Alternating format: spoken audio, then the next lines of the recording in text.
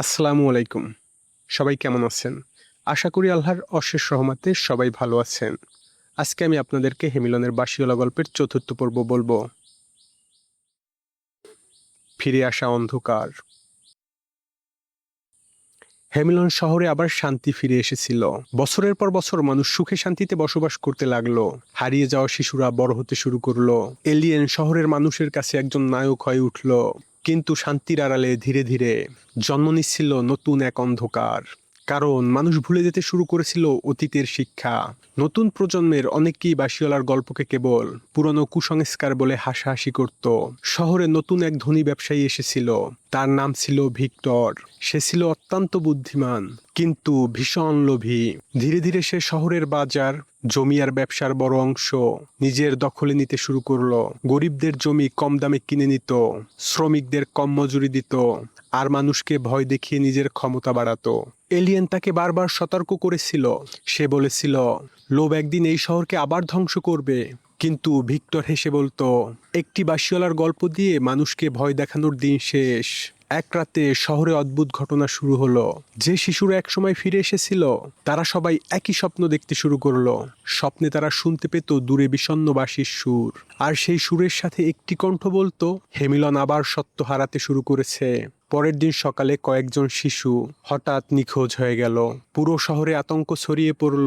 মানুষের মনে আবার ফিরে এলো পুরনো ভয়। রাত নামলেই চারদিকে কুয়াশা দেখা যেত।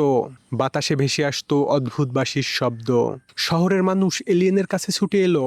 এলিয়েন বুঝতে পারলো বাঁশিওয়ালা ফিরে এসেছে, কিন্তু এবার প্রতিশোধ নেয়ার জন্য নয়। সে এসেছিল সতর্ক করতে। এলিয়েন একা পাহাড়ের দিকে রওনা দিল। আগের সেই কালো পাহাড়, আগের মতোই কুয়াশা, কিন্তু আজ বাতাস ছিল আরো বেশি। অশুভ নীরবতা। হঠাৎ অন্ধকারের ভিতর থেকে ভেসে এলো সেই পরিচিত কণ্ঠ। মানুষ খুব দ্রুতই শিক্ষা ভুলে যায়।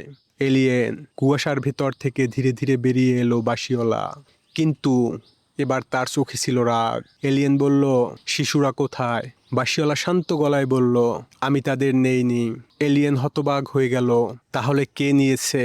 বাঁশিওয়ালা আকাশের দিকে তাকালো, তারপর ধীরে ধীরে বলল, লোভ যখন মানুষের হৃদয়কে গ্রাস করে, তখন অন্ধকার নিজেই জন্ম নেয়। ঠিক তখন পাহাড়ের ভেতর থেকে ভয়ঙ্কর এক শব্দ শোনা গেল। মাটি কেঁপে উঠল। এলিয়েন দেখতে পেল অন্ধকারের ভিতর দাঁড়িয়ে আছে বিশাল এক ছায়ামূর্তি। তার চোখ দুটো আগুনের মতো লাল। বাঁশিওয়ালা ফিসফিস করে বলল, এটাই সেই অন্ধকার যাকে আমি শত শত বছর ধরে আটকে রেখেছিলাম।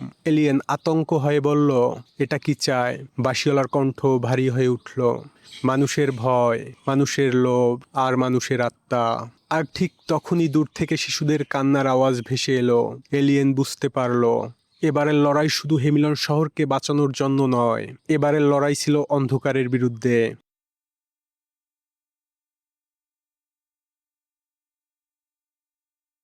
ভিডিওটি ভালো লাগলে একটি লাইক করবেন, কমেন্টে আপনার মূল্যবান মতামত জানিয়ে যাবেন। আশা রইল চ্যানেলটি সাবস্ক্রাইব করবেন। সবাই ভালো থাকবেন, সুস্থ থাকবেন, শুভকামনা রইল।